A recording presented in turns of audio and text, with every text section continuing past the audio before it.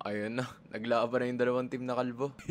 You know what time it is? Hands in. It's Letran going up against CSB sa kanilang unang pagkikita sa NCAA Season 101. By the way, TT Racing Gaming Chair, kung sakaling wala pa kayo, use my code TTHANS for 35% off. This is Culture. While we talk about Benilde winning 95 to 80 against Letran, the Blazers winning 2 straight, and the Knights losing 3 straight, halos hindi na lang to tungkol sa parusa eh. Well, most likely, tungkol to sa parusa kasi parehas tong dalawang teams na to natalo sila sa San Beda. And I think for CSB, this is the first time na ginawa nila to. Meanwhile, since ang head coach nila sa college na si Alan Ricardo ay parte ng juniors team a few seasons ago, ginagawa niya na talaga to entrust the unity and brotherhood para sa kanyang mga manlalaro. At least pag kalbo yung isa, kalbo talaga silang lahat. Although it didn't work for them na nakaharap nila yung isa ring team na kalbo because they didn't have two players, sina Jimboy Estrada and June Roque. But there were also some missing players mula sa CSB. Reigning MVP Allen Liwag. Wala rin si Joshua Cahucom and Gab Cometa. Sobrang solid ng bawi ng CSB mula nung natalo sila sa Beda. They had better execution off the floor today at nakalamang sila ng 34 to 19 during the first half. Para naman sa Letran, they're gonna have to pick up their slack pretty quickly kasi 0-3 na sila ngayon. If they want to make it back to the Final Four, they're gonna have to work harder than just